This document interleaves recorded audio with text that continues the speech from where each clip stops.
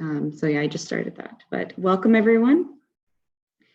Today we're going to be talking about the stigma of dementia in tribal communities. And my name is Sarah Zadunek. I'm a public health project coordinator for the National Indian Health Board in our public health department. I'm joined today by Carrie Joseph, who's the deputy director of our public health department, and Nathan Billy, the director of our behavioral health programs. And he's the one who's going to be the speaker today.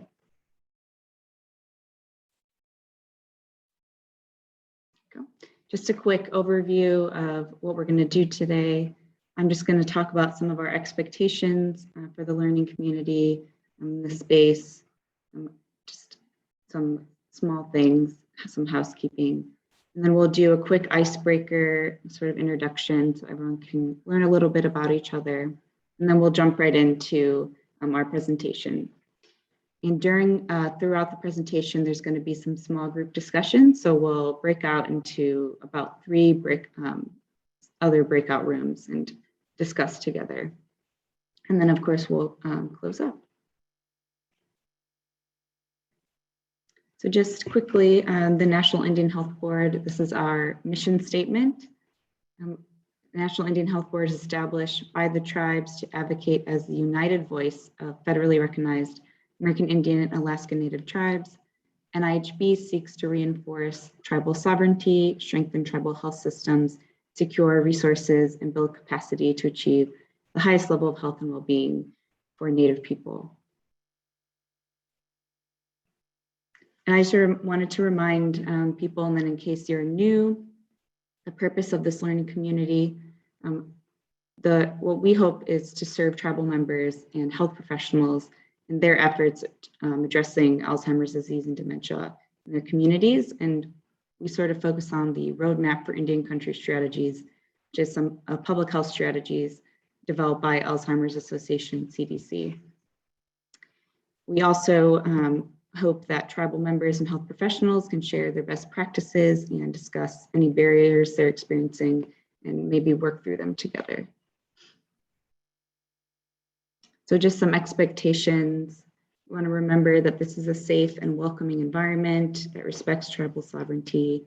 And so we're going to invite tribal voices to speak first. Everyone is welcome to speak.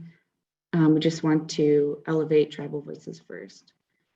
And we also want to remember that all experiences are valid. Everyone is going to be coming from different backgrounds and different unique situations, and want to respect that. Also remember to engage in active listening and share the space. If you feel like you're talking a little bit more than other people, maybe take a step back and just listen and invite other people to speak. And then some logistics, please stay on mute. I've actually muted everyone. If you want to say something or you have a question, just raise your hand and I can unmute you, or you can put it in the chat, of course. So now we'll just do a quick icebreaker. I'm going to invite everyone to put down their role. So we're actually going to use the annotate feature, which I believe is, and Carrie, correct me if I'm wrong because I have a different screen. It's on the bottom when there should be a view button, I think.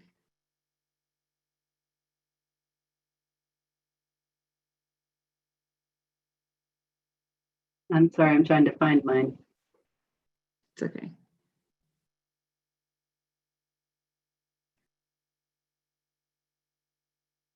I don't have a view button.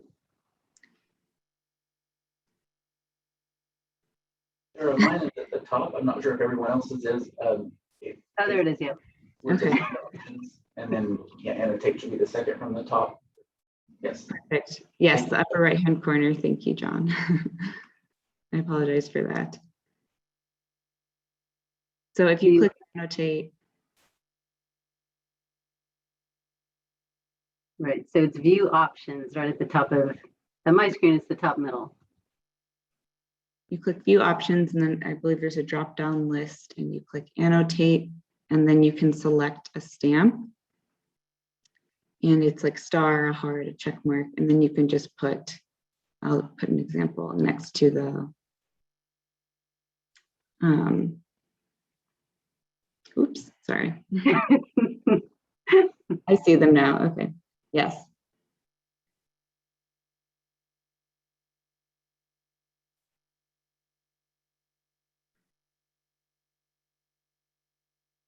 Okay, great. It looks like we have a lot of people in public health here today, but and for people who put other, feel free to put in the chat if you'd like what your role is.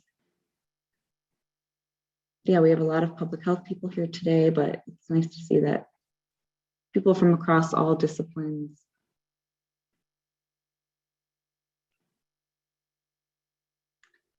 Okay, great. I'm just going to quickly clear this.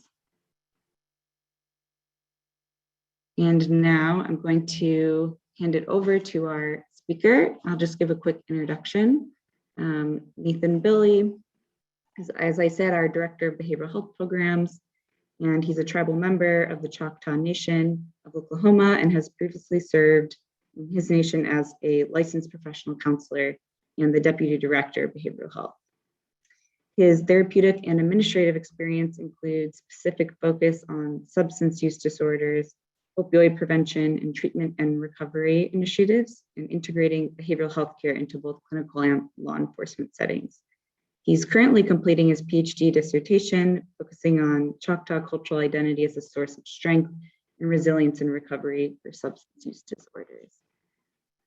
So thank you so much for presenting again today, Nathan, and I'm going to stop sharing my screen and let you go ahead. Hi, everyone, and thank you very much, as Sarah was saying, for joining us today, and really look forward to a productive time together exploring stigma related to dementia and Alzheimer's disease, but especially hearing from each other as we're going to focus on, when we look at the reduction of stigma, it is something that can only happen collectively, each of us in our own scope and where we find ourselves. And as we got a chance to kind of already tell each other where we're coming from, just a little bit of the background of where each of us finds ourselves in that place. This is only something that we can only truly do together, and we'll be mindful of that. And we're very, very grateful for the input that you have, especially in these breakout sessions, that to be productive and really talk about some of the specifics about that. I'm going to go ahead and share my screen here and look at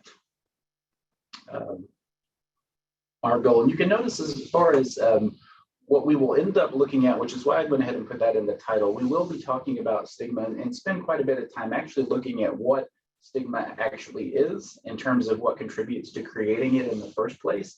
And then also what some of the implications are. What's the fallout from stigma once it is created?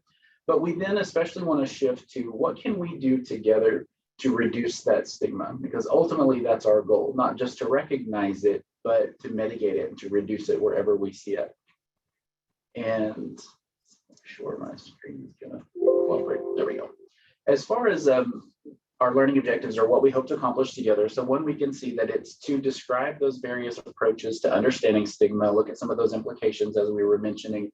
We're also going to look at tribal specific approaches, because there are some things about stigma surrounding dementia that are unique and very particular to the tribal experience. So we'll be looking into that a little bit, exploring what does that look like in tribes, what are some similarities with non-tribal experiences, and then also what are some things we really need to pay particular attention to if we are working with tribal members of tribal nations, or anyone who identifies as a tribal community member who is dealing with issues related to dementia and Alzheimer's disease. And then, of course, number 3, as I said, the most important, your experiences. What are your experiences with stigma? What are some examples that you can bring, whether that's ways you've successfully countered it, some of the barriers that you find yourself continually up against maybe, and then some ideas that we can all help each other out with moving forward and giving that community of support as we do that. I thought it would be good to begin with just kind of the putting out on the table, when we talk about stigma, what is stigma? I have everyone says, and I know we have to be careful when we generalize, oh, everyone says this, it's out there, but it really is. I think those of us in all of our respective communities, when you look at the literature surrounding dementia and Alzheimer's disease, you will see so much related to stigma. And typically the statement is, we need to reduce it. Well, no one's going to argue with that. That's, of course we do. Of course we need to reduce that.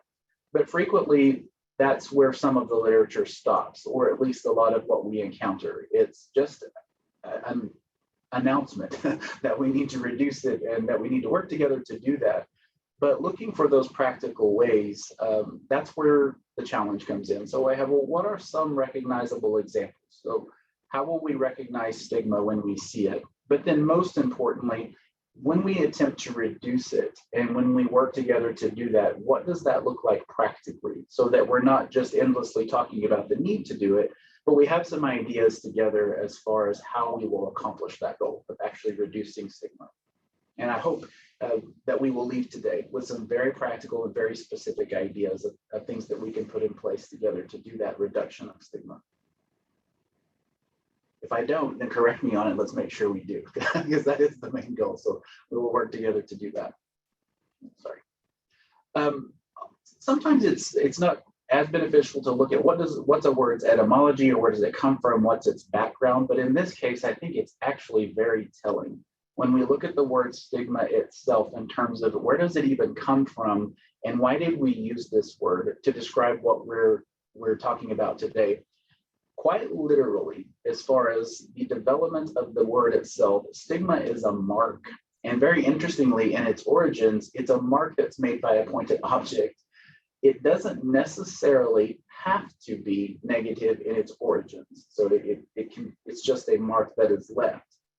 But as it's come down to be used today, when we think about stigma, it is quite literally a mark that leads to a detrimental effect.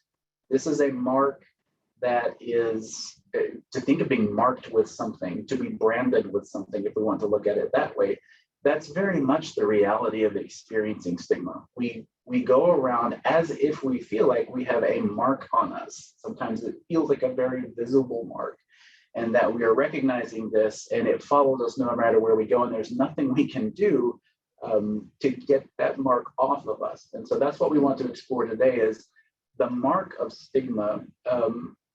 As we see that it leads to a number of undesirable consequences. All these things to the right of that slide, we'll actually be talking about some of those in greater detail here a little bit later, but I just put them up there at the beginning as a matter to get us brainstorming and thinking about some of those things that I'm sure we're all very familiar with as we think about that mark that these detrimental things are left in shame and fear and stereotyping.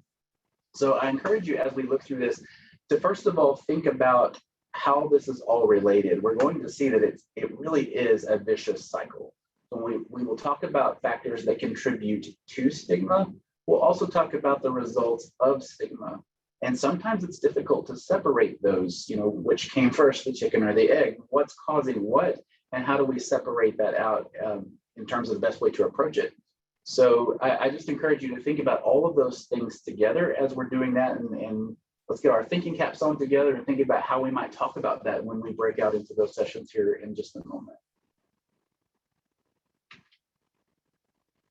Let's look first at some factors contributing to stigma. And I think all of us, regardless of what particular background we come from, will notice that this is not specific to any one particular disease, any one particular condition, but it's all across the board, whether it's related to disease, whether it's related to a part of our identity, something that's true for us or unique to us. A lot of these factors overlap. So we can use this information in multiple areas of our lives, but we're going to be looking at how does this relate specifically to dementia? And it starts with what I think is really important to talk about, and that's this misuse and casual use of diagnostic terminology.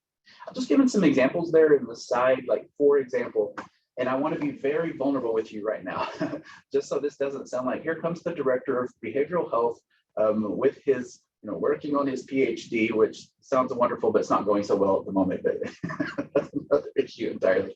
But yeah, this is certainly not a preachy moment, okay, where and we're going to all be careful and very humble together. That's an encouraging atmosphere that I think we have to be honest with each other about our experiences.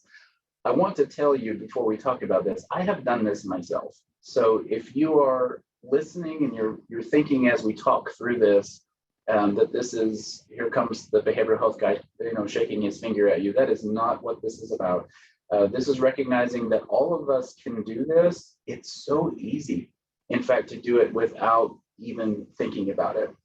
And that's when we drop terms like, let's say that I like things organized.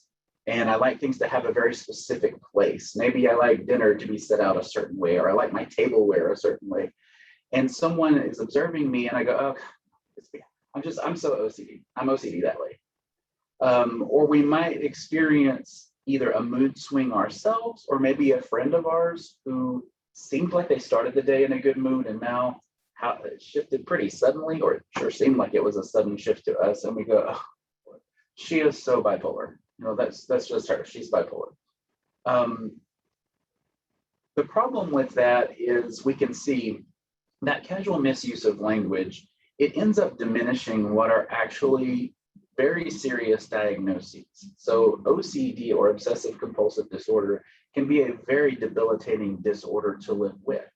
And it can very negatively impact our daily lives. And so to have someone say, I like things organized, that makes me OCD. No, it just makes you organized. It makes you prefer things organized. It does not mean you have a disordered way of living or that it's negatively impacting your life. And so it's problematic when we take something that is truly diagnosable and has signs and symptoms that are necessary before it qualifies as the diagnosis, and to throw it around pretty loosely. Now, that is the one I am the most guilty of, because I like things organized and I like things in a specific way. And I can't tell you how many times I have caught myself, despite being a behavioral health professional who knows better. No, I know better. But I will have said to someone, I'm sorry, I'm just a little OCD. I'm not a little OCD. And that is very rude of me to say that. And it is inappropriate when I do, and I try to catch myself. And so that is when we talk about reducing stigma, that's a very deliberate thing that I can choose to do, is to remind myself, just tell people the truth. I prefer things organized. Be as specific as possible, and don't use a diagnostic term loosely or inappropriately or flippantly to describe just something that is a preference of mine, that isn't a true diagnosis. When it comes to dementia and Alzheimer's disease, I think we have all seen some examples, and we can speak to that, of how it's thrown around loosely. When someone has perhaps a potential, just a temporary lapse in memory, they have a hard time coming up with a word, or they're thinking, oh, what was that name of that song? And it's just a brief moment in passing. And then it's very easy to go, God, I'm getting dementia, or, I must be getting, or worse, the mispronunciation or a misuse of Alzheimer's disease to become old timers, where someone's like, I'm just getting that old timers disease, which is, again, we may not mean to, but it's a very flippant way that can create and add to that stigma surrounding someone who might have an actual diagnosis of dementia or Alzheimer's disease.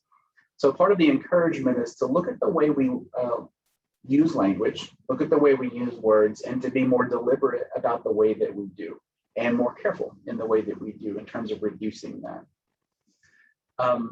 I think we've seen, as we look at that second thing, in terms of social media, I don't know if we get, not as easy to just necessarily click the like button or put the thumbs up, but how many of us have seen memes across our social media accounts or our Facebook accounts, or you're scrolling and you're just wanting a positive experience to scroll through your social media and check out what other people are doing. And lo and behold, there is something so full of misinformation or disinformation. And sometimes you wonder if it's true ignorance that's creating these memes or creating this, or sometimes you wonder if there's something maybe a little more insidious behind that. There are people you think, surely you know better. Surely, I know you know better. Why would you share that? Why would you share something so potentially damaging, or something that is making fun of someone, or a picture that makes fun of a very serious condition? And yet we do. And so one of the largest contributing factors to stigma is each other when we're not careful about what we share. Whether it's a picture, a meme, something that's meant to be funny but really isn't. I'm not trying to be a killjoy or take down our humor or say that there is no place for humor. Humor is healing. There's a lot of healing in humor and having a good sense of humor about ourselves, about our experiences. But we're not talking about the laughter that is healing. We're talking about laughing at someone rather than encouraging that self-reflective laughter that helps us heal. And so there's great care that we can think about being taken. And I'm sure in our breakout sessions, we can talk about some of those examples, some specific examples that we've seen where dementia or Alzheimer's disease is used socially or maybe even in news media. It may not be social media. Perhaps it's an actual otherwise trusted media that should be delivering news. And it does so in such a way that really makes light of the situation or misrepresents it in some way. So I'm looking forward to those specific examples if you can start thinking of some to share here in just a moment when we do our discussion time. A major factor, of course, contributing to that, which is tied in with what we just said, is just a lack of knowledge of it. It is so easy to be what we call a keyboard warrior now. And, I know that we all know what it's like as we're experiencing this COVID-19 pandemic, as we're experiencing discussions and vaccinations. We have an unprecedented opportunity online to add to each other's knowledge. Isn't it amazing? You can just, I have to be careful saying her name or she might answer me during this call when I say SIRI Siri or Alexa.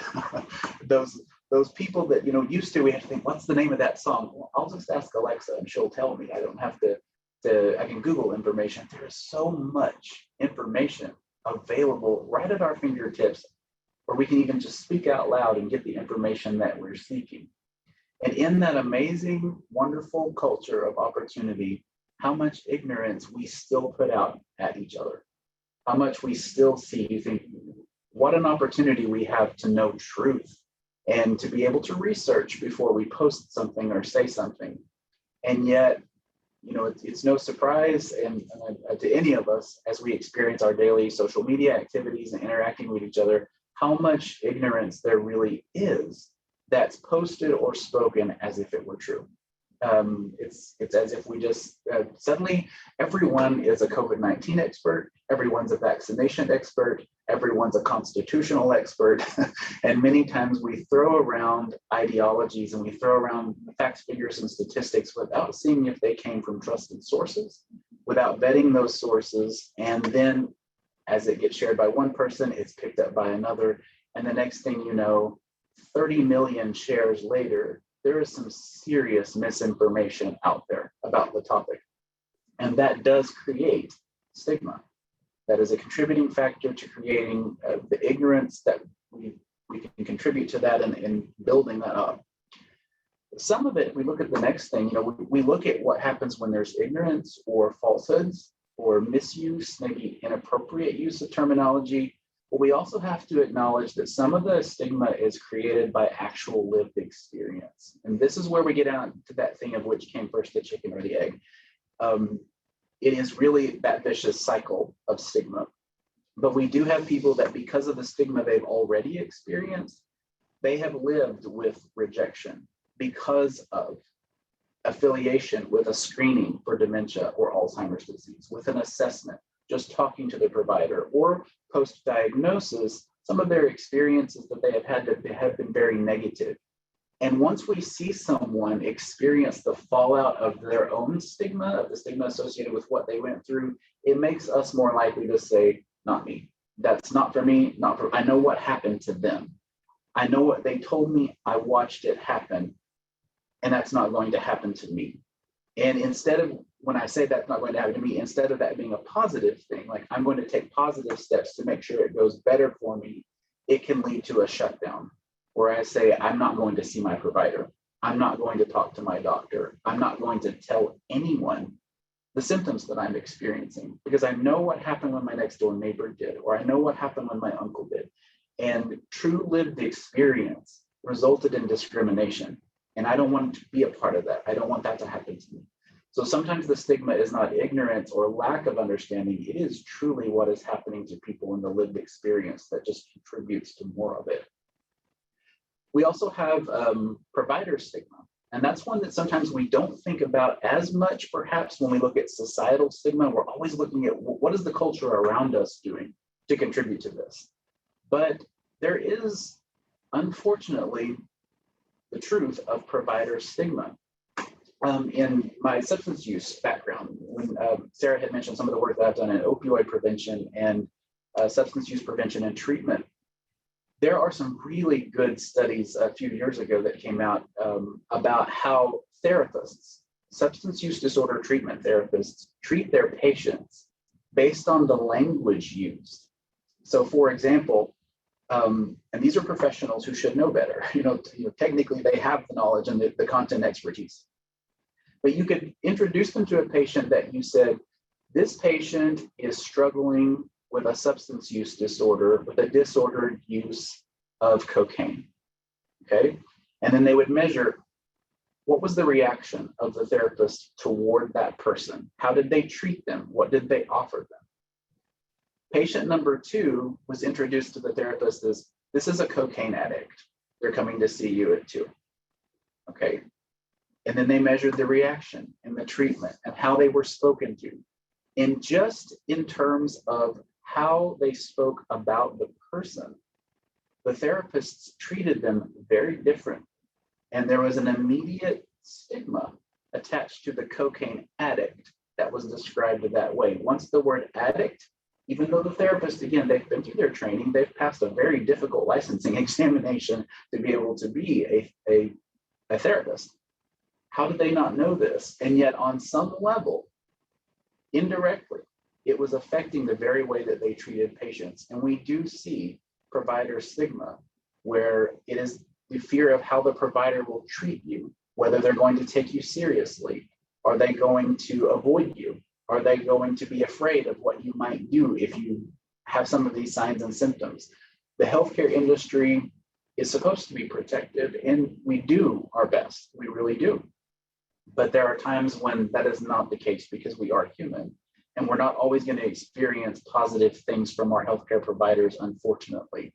And that's another one that, just in the sake of time, I would encourage you to begin thinking about experiences that you might speak to in our discussion section, where we can talk that out a little further of things that you might have unfortunately experienced or know of in terms of provider stigma. And then all of that leads to this last thing, which is looking at fear. And that in itself has its own area that I would like us to look at. I know this is quite a bit right up first before we break out and talk, but we'll be breaking out very shortly to be able to actually talk and get it up a little bit. So now, looking at these fears created by stigma, what's some of the fallout? That's what we're looking at now. As these things work together to create these things, we can see that part of the fear is that diagnostic label. The stigma that is associated with just having the term, having a definitive term or a definitive diagnosis. Normally, if you would think about what we would want from a diagnosis, it's an answer. How many people out there, how many of us have experienced things before where we're just looking for an answer? And the answer we're looking for is a diagnostic label. We go to a provider, we go to a doctor, and we want to find out, here are my symptoms, this is what I'm experiencing. Please tell me what's going on with me. And what we really mean is, take my signs and symptoms, which I Googled on WebMD and never should have because I diagnosed myself with 47 other conditions. But we want a professional to go, okay, no, don't do that. Let me as the professional talk to you, and then let's see what's really going on. And isn't it reassuring so many times when we finally have an answer that is a diagnostic label, when a provider is able to say, here is what you are suffering with, this is the name for it. And the reason why that can be so reassuring is most of the time, along with the label, comes all the research that we have about what we can do about it. What are the treatment options? What are some ways that we can approach this? Now that I know what it is and I've ruled out the other things, that should be a very reassuring place to be. Unfortunately, it is not a reassuring place to be all the time when we're talking about something like dementia or Alzheimer's. It is the label itself. Far from looking forward to, I finally have the answer, it can be, I don't want that answer, because when I get that label, the stigma will make me become that. It is the same thing for people who, we've seen it again in substance use, who have problematic usage of marijuana, where it's really negatively impacting their lives, and they don't want to tell us how seriously it is, because if they get diagnosed with a marijuana use disorder, that has implications. And then they can say, instead of being, oh, I'm just doing this on the side, it becomes, what's wrong? And what if I get labeled with that and someone starts calling me these names? And I was speaking with Carrie and Sarah earlier about this very topic, and how sometimes, inadvertently, we create these problems ourselves, even well-intentioned. I have seen 12-step programs, for example, do wonderful work. I have seen patients who are struggling with substance use disorders, who have very specific substance use disorders, find some amazing support in their 12-step groups. And so what I'm about to say is not meaning to be critical of the 12-step program process. However, within my tribal community, I have also taken tribal members who are patients to those meetings, where the first thing that they have to say is their name, and names are powerful. Our names are so powerful, who we are. They're saying out loud, this is who I am. And the very next statement out of their mouth is to be, and I am an alcoholic. I am an addict.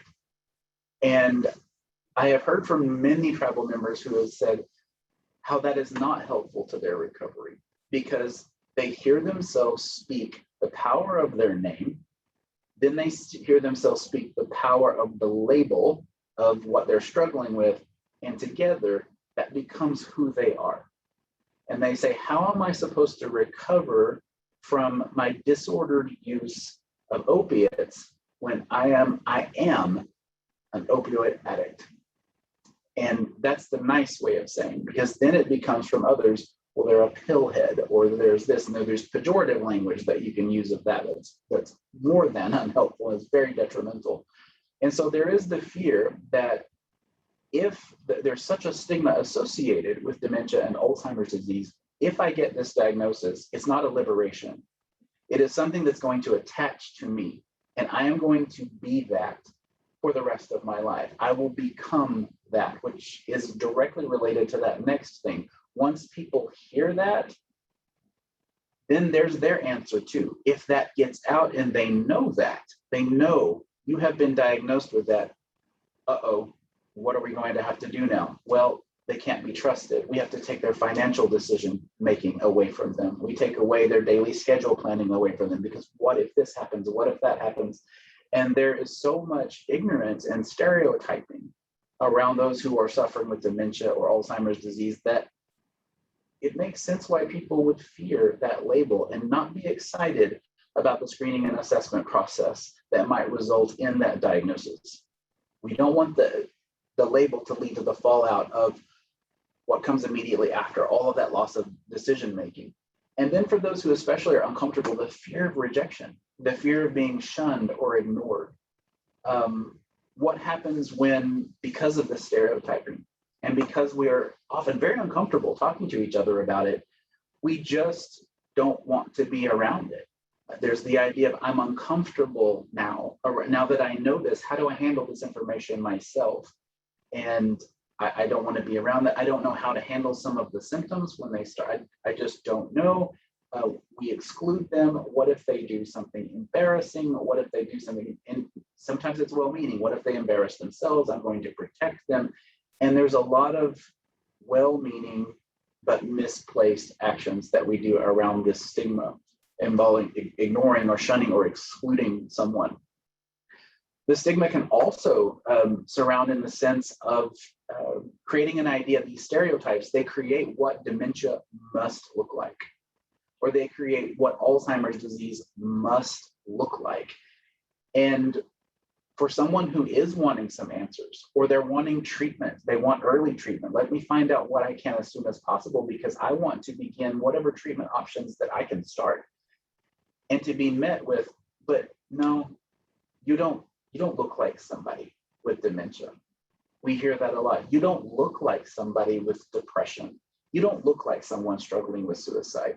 You just don't look like somebody who has, you don't look like a druggie, a drug problem. There goes that pejorative language again. You don't look like what I've stereotyped you with and the labels that I've affixed to you. And that is another very important fallout, a very important detrimental thing of stigma when we don't get the support we need because we don't fit the stereotype. We don't look the part, or we don't act the part, or speak the part. And people can well-meaningly reassure us, don't worry about that.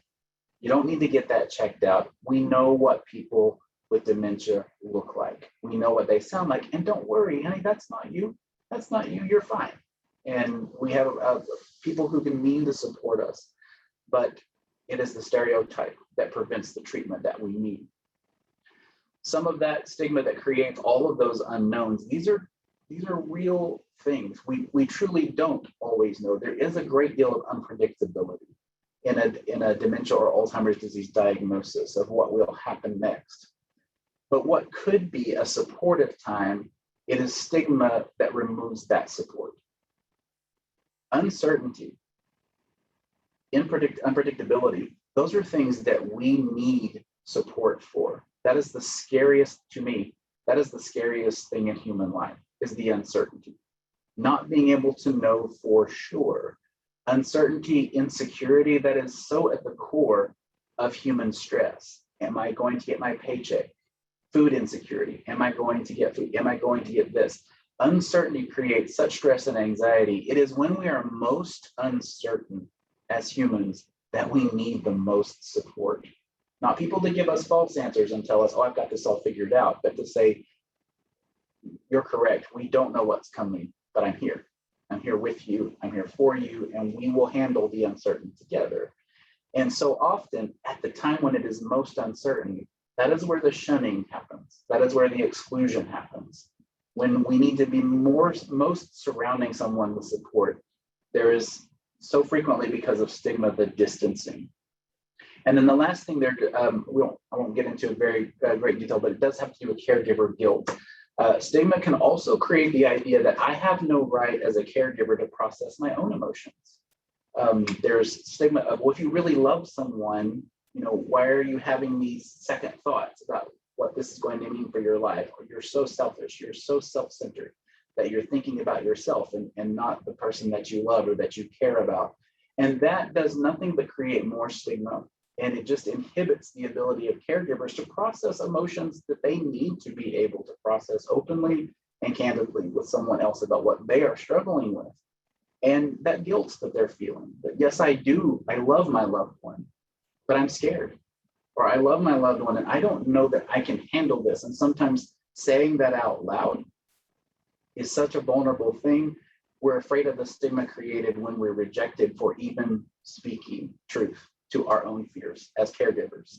So for those, I saw that there were caregivers here in different ways, and whether that's a personal caregiver, a professional caregiver, what background that is, we need a safe space. When I say that, a psychologically safe space to have a non-judgmental conversation about what we are experiencing and what we are feeling about our caregiver role without being told that we are XYZ for feeling that way in the first place.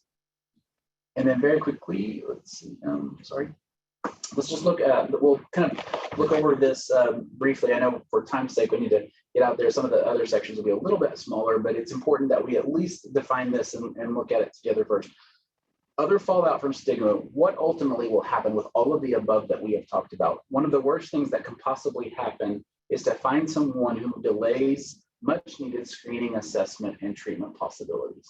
The longer we put this off, the longer we put off discussing these things, then true screening, true assessment that assesses our level, that assesses how far something has progressed, and that provides potential treatment options that just delays all of that. And so it is stigma that keeps that treatment from being sought early. And when we're talking about something like dementia and Alzheimer's disease, early treatment is absolutely essential to the best prognosis, to the best outcomes.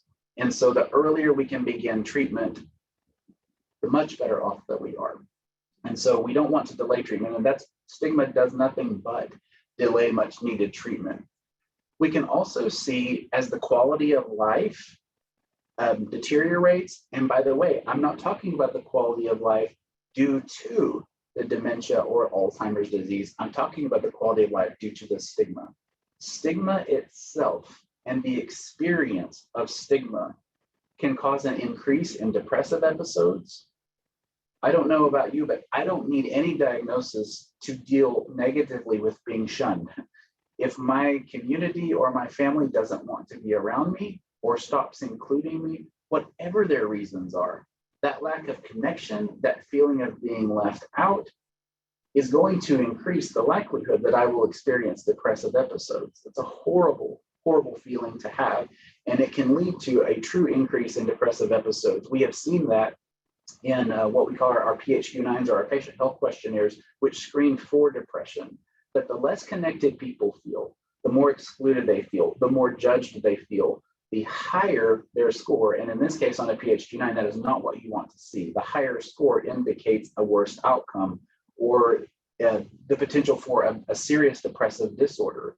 So you can experience depressive episodes or even develop an actual diagnosable depressive condition where we can say that you are now experiencing depression. And at worst, an increase in suicidal ideation where someone is questioning whether they even want to live anymore or whether it is worth living. If the quality of life, they're saying my quality of life is not good. It is not what I wanted it to be. There's a disconnect. And those suicidal ideations can increase. We can see this next thing, the lowering of self-esteem and self-worth. Sometimes we use those terms interchangeably, but technically in behavioral health, they are they're very closely related, but they are different. So self-esteem refers to what we think about ourselves. What are our thoughts, feelings, and beliefs about ourselves? That in turn does inform our self-worth, which is what is the value I place on myself as someone who is worthy of love, worthy of respect, worthy of care. And when stigma is allowed to run amok, then we see in patients, we see in each other that tendency to devalue ourselves, where I think I must not be worthy of anything. You know, it's easy now. We have a lot of, rightly so, and some good messages in social media about empowerment. You should feel empowered. We want you to feel empowered to make your own choices, to make your own decisions. It's very difficult to feel empowered when you're surrounded by stigma. When stigma is rearing its ugly head, self-worth typically plummets, because then I see no evidence why I should value myself. You are not being loving toward me. I am not being respected. I'm not being treated with dignity. And that can play so strongly on a person's mind that they begin to doubt it themselves and come to the conclusion, I am not worthy then of respect. And when low self-worth, when we reach that point, we stop asking for it, we stop demanding it. We don't feel empowered to say, you will speak to me respectfully, excuse me. It's harder to say to a provider, maybe the provider is showing stigma. It's harder to say to a provider, you need to talk to me differently. You know, the tone of which you're speaking to me is very condescending. Please meet me in a different way. I am worth that. It's difficult to stand up for yourself when you don't value yourself. And so that combination of the low self-esteem, what we have thought about ourselves, what we feel, and the plummeting self-worth can be a horrible fallout from stigma.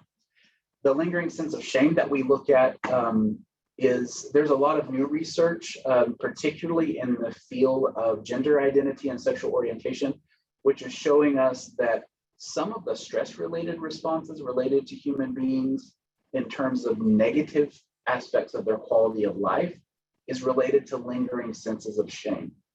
And this is something that's a little harder to put a finger on, but it's something that we experience when all day long, if we are living in a situation where even when we're not overtly thinking about it, like it's not at our conscious forefront of our minds, but we have this idea that I am shameful, I am ashamed, there is shame there.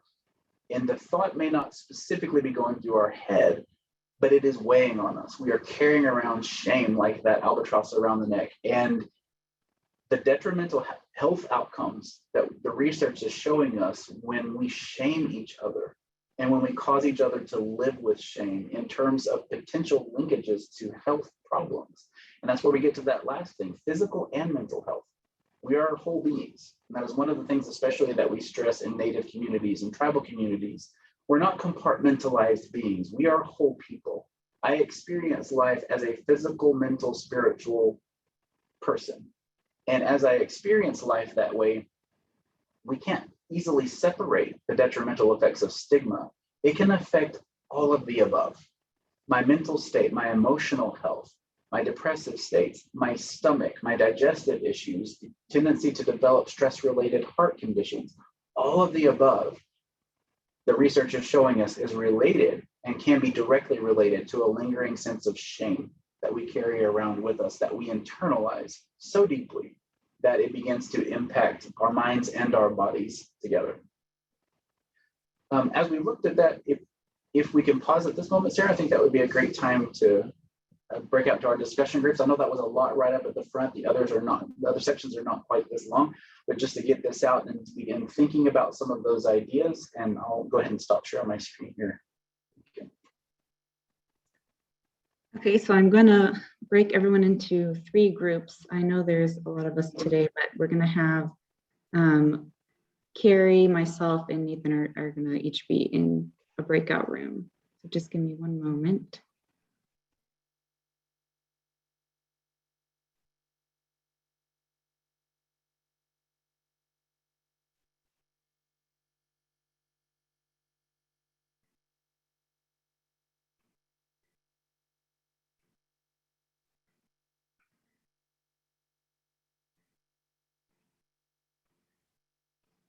Right, I'm opening the rooms and we'll come back in 15 minutes. So I believe that's 3:02, 3:03. Right.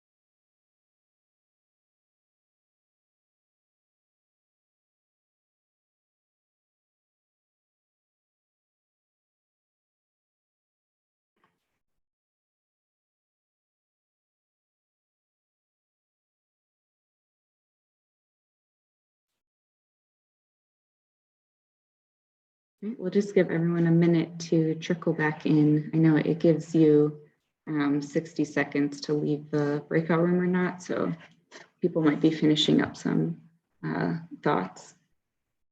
So just a minute.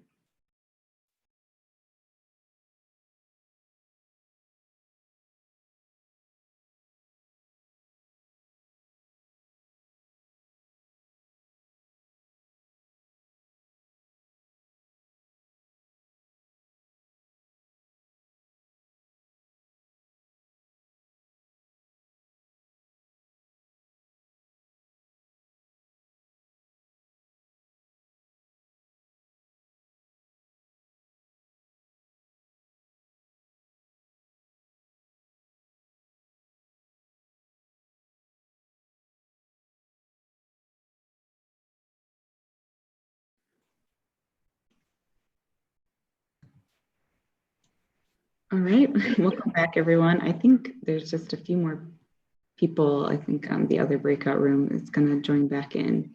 We'll just give them a moment. And then I'm going to turn it back to Nathan, but I hope everyone had a nice talk and were able to discuss some different things.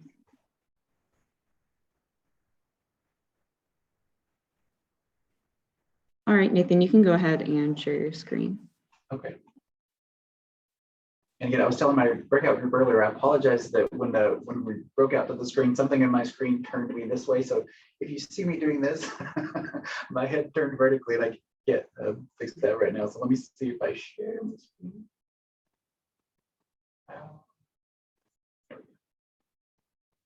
Okay.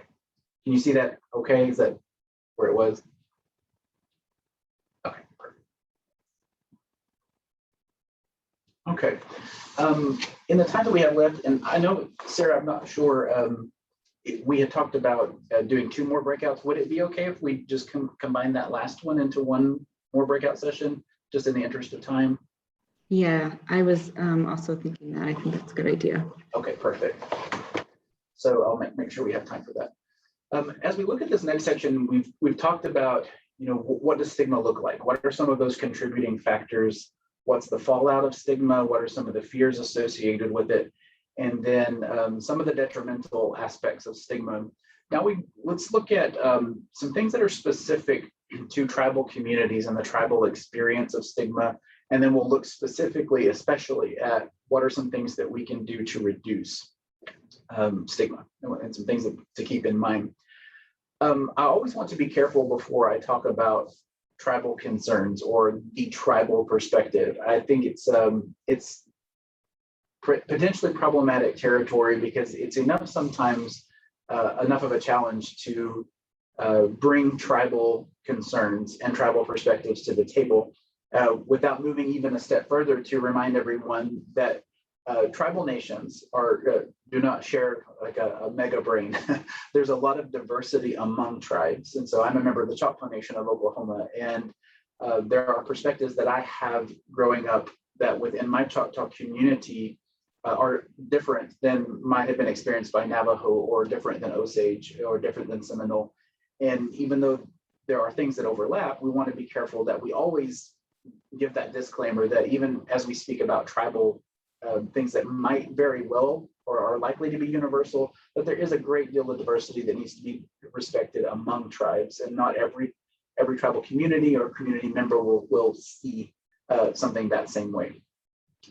In general, though, I do think we are on safe ground looking at the experiences of tribal nations in the United States of America to say that in general, there is a difference in terms of how we view the aging process, in terms of what we might term Western mainstream ways, Western non-native mainstream culture, versus what you will frequently and very commonly find in tribal communities. And one of those things in Western mainstream culture is, to be frank, an obsession with youth, an obsession with staying young, an obsession with appearing young. Anything that might get into the territory of even hinting at the aging process is generally rejected. And again, just as I shared with you earlier, that I am guilty of saying OCD. I'm guilty of using terminology that I know better than to do that, but I have done it anyway. In the picture that Sarah shared of me earlier, in my here's your speaker for today, my beard was a lot grayer in that picture, and it's not because I reversed. It's because I bought something on a shelf and applied it to this beard to make it darker, and that is playing right into the hands. It is of youth. I thought, well, I don't like the way this makes me look. I'm not ready to look as the age that this beard is making me look. So guess what I'll do? I'll reverse that. I'll do something within my power to hold on to a youth that clearly my body is telling me has passed me by.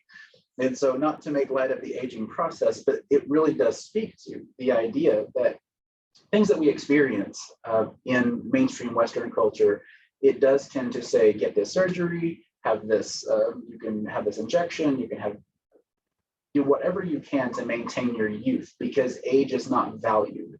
The older that we get and the experiences that come with aging, it is seen as a breaking down that is typically negative. We just want to avoid it at all costs. And again, without generalizing, but I do believe it is safe to say that for most tribal communities, every tribal community that I have either been in or been involved with, that is not how we see the aging process. There is a reason why when we talk about respect for our elders, and respect for tribal elders, that word elder is very specific. Different tribes have different ideas on what is necessary to be considered an elder, or at what point you would become that. Sometimes it's affiliated with age, sometimes it's affiliated with certain experiences or passing through certain rites. But the word elder is very common, and has a very common understanding, and you do not become an elder at the age of 25, no matter who you are. And so there is the idea of a respect. The aging process, which frankly in tribal communities, we don't really actually naturally talk about it that way, or that's not my common experience that we would even speak outside of a healthcare situation as the aging process.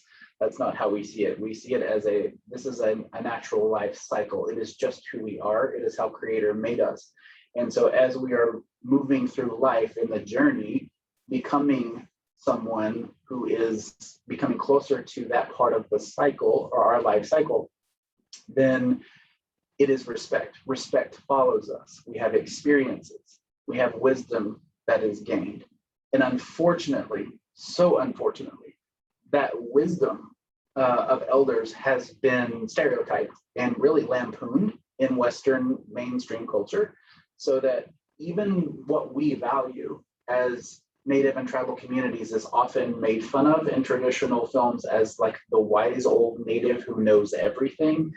And a lot is missed about the humor in our tribal communities and the humility that's present and how we speak to each other. It's stereotyped as a grave, passing of certain things.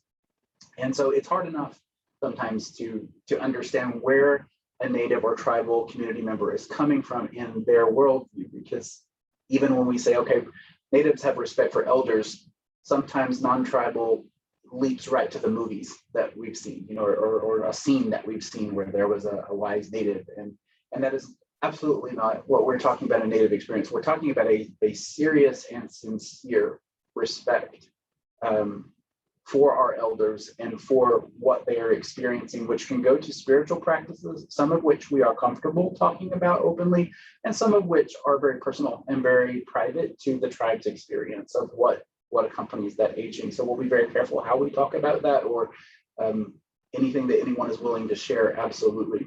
But we want to respect that privacy too. But that already puts us in an interesting predicament when we're talking about dementia and Alzheimer's. As we move to that second thing that you see in this slide, I want to be also very, very careful how we talk about this, because it's just the reality. And I don't think anything is gained by shying away from a reality. We need to be able to talk openly about this. As we think about how to work with tribal community members, we need to ask ourselves, how do tribes view the signs and symptoms of dementia and Alzheimer's disease, or what we would find on a list? Let's say you're studying dementia or Alzheimer's and you're looking for classic signs and symptoms that in a screening or assessment might lead to a diagnosis. the way those signs and symptoms are processed or seen by a tribal community member may be very, very different than the way it's seen, that way it is seen by a non-tribal community or healthcare organization.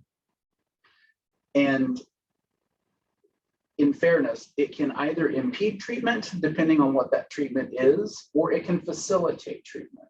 And what I will advocate for in terms of how we talk about tribal members is no matter what we do, please show respect for the tribal perspective or for that tribal community member's way of seeing, the way of understanding, and the way of perceiving.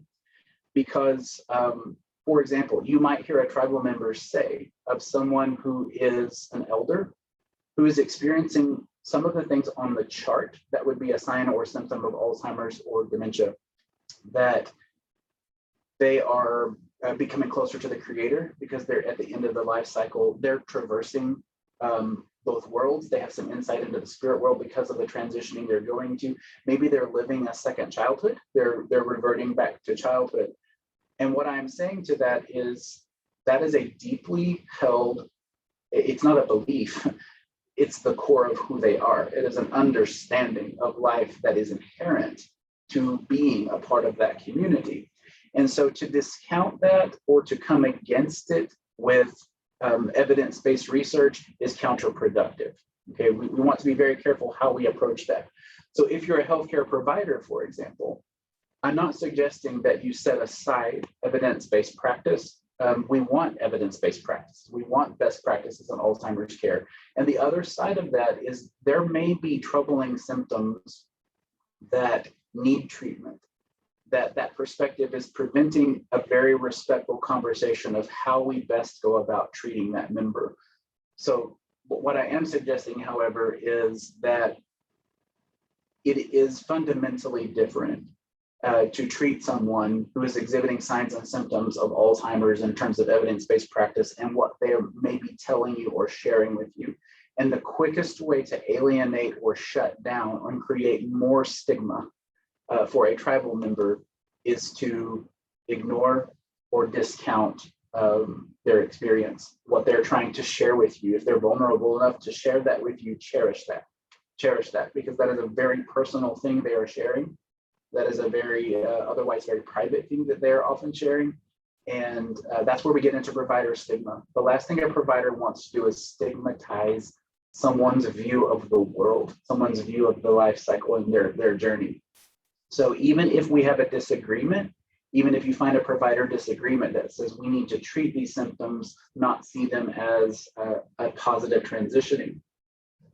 What I would also suggest is that in behavioral health in general, we ask ourselves a very important question, no matter what we're doing in treatment. And that is the signs and symptoms that the person is experiencing, no matter their background, will they lead to self-harm or the harm of someone else? And if the answer is yes, then there is room for intervention to prevent them from hurting themselves or hurting someone else around them. If the answer is no, even if it's something that we may not agree with or that we may not experience or understand ourselves, if they are not in direct harm to themselves or others, they have autonomy that should be respected. They have the right to see and experience and think however they choose. And it is not for me to put my value system on them and tell them that they are wrong. And that's a very careful thing we have to think about with tribal communities. Keep that respect and ask ourselves that question. If we find as a provider, or maybe we're from that background, self-harm is not going to happen in this situation, or we are mitigating self-harm, we are making sure they're not hurting themselves, we're putting steps in place to make sure they're not hurting others. Everything outside of that is inconsequential to their treatment in terms of respect. Okay, in terms of respect, we respect how they view, we respect how they see, and we find value in the way that they view the world. And for Native community members who are frequently accustomed, I'm just going to be frank, to being written off, and often don't find culturally respected treatment, that is so pivotal to respecting their worldview. One of the things that we can do is maintain native connections beyond the cognitive. Now, what I mean by that is, and this is true of all of us, regardless of whether you're tribal or non-tribal, there's something very fascinating about humans, and that is that we process information in lots of different ways. And an example of this where we can move beyond the cognitive, let's just say, for example, have you ever, maybe it's not you, maybe it's a friend of yours, have you ever, say you dated someone, okay, and you listened to a song together and you were holding each other and swaying and dancing to it, and that music was just in your mind and it was so beautiful, and maybe they told you they loved you and the feelings are so romantic. Turns out they're not so good for you. Didn't work out so well. you break up, you don't stay with them. It's actually a very negative relationship. Cognitively, you know this person is not for me. Even 10 or 15 years later, you might hear that song on the radio, driving down the road, and on a level that is not frontal lobe cognitive processing, hearing that song can bring back the emotions that you experienced while you were holding them and while you were dancing with them and what they were saying to you. So much so that in all seriousness, someone might have a brief moment where they think, maybe I should call them. Now, your cognitive self would tell you, no, you should absolutely not call them. There's a reason why you broke up. There's a reason why you're not with them anymore. This was negative. But that music, that sensory experience that transcends the cognitive, is bringing back experience that means something to you. Now, in this case, the cognitive has to overrule it and tell you, do not pick up your phone, bad move. But in the context of positive treatment, think about even when someone is not cognitively responding, what they have experienced, and this is true for all of us, but is especially true as we think in a tribal context of ritual or experience of native music, art and craft, in ritual and dancing. Far from excluding someone who is experiencing a sign or symptom on a chart that relates to a dementia diagnosis, include them. Allow them to continue, encourage them. I say allow them like we're checking out. No, encourage that inclusion of participation in ritual, participation in music. Give them ways to connect to who they are that do not rely on things that aren't compatible with their cognitive decline. Because we are finding that as humans smell, as humans taste, that's us. As we smell, as we taste, as we experience life, there are things that resonate with us that can bring such meaning to life, even when we can't put words to it, or we have perhaps lost the ability to speak certain language that was powerful before, or certain sentence structure that we cannot get together before, things that we forget. That does not make us less human or make us less valuable. It does not plummet our worth because we are unable to remember, or we are unable to phrase or create a sentence. We have the ability to belong. We have the chance to belong in a powerful way. So let us embrace that for anyone, but especially as we look at this focus on tribal community, where that tribal participation and that membership in community far transcends things that we can put words to. And it can be a very beautiful and very powerful thing. Nathan, I'm sorry, I'm just going to quickly interrupt you.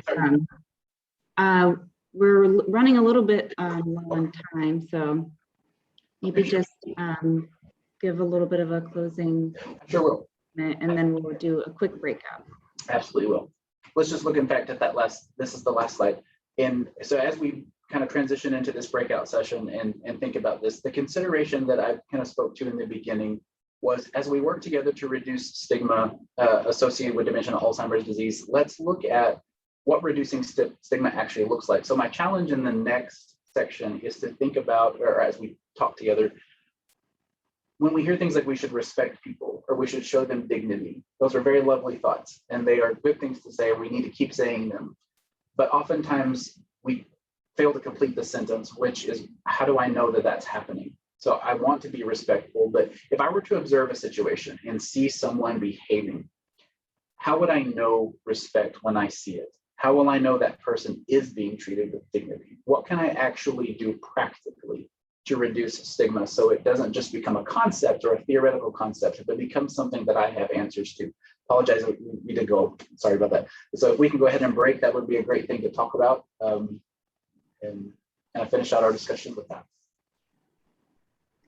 All right, I'm going to quickly make these breakout rooms, and we'll have about 5 or 6 minutes. I'm sorry about that.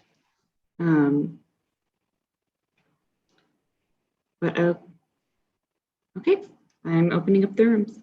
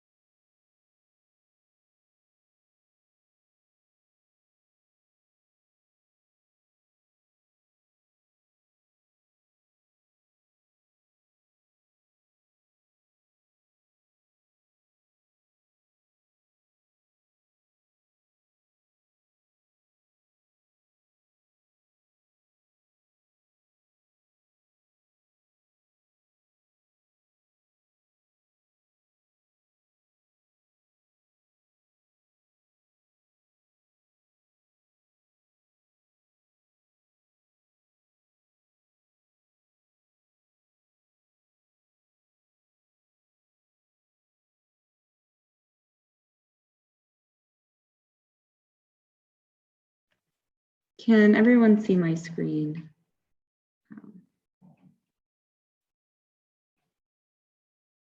I just wanted to make sure.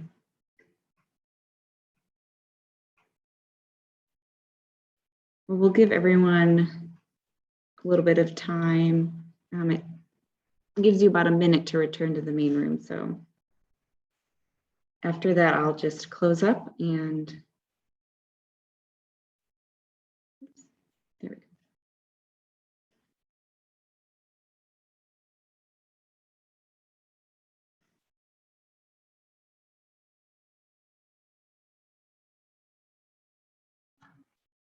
That's always so abrupt. I know, I'm sorry. It's okay. Can you see my screen, Carrie, as just my slideshow? Yes. Okay, perfect. So I want to thank everyone for coming today. It was really great hearing your stories, and thanks for being open and vulnerable with us. Just to close out, I'm going to send out an evaluation to fill out. We read them, take your advice, and it'll just help the learning community grow. So please fill it out. And then wanted to invite Jamie with I Squared so she can put a flyer in the chat box. I Squared is having some wonderful free opportunities for caregivers. You can see there's a respite care grant for American Indian Alaska Native unpaid caregivers you can apply to. And then there's a free virtual support group and free caregiver training. And I put their website right there. So if you're interested, go ahead. There's the website in the chat. Thank you, Jolie. And yeah, that's all we have today. I'll thank you again for coming. Here's Carrie's contact information. If you have any questions or thoughts, we'll be posting the slides and the recording on our website soon. It won't be tomorrow, but it will be soon. So you can look out for that. And thank you, everyone.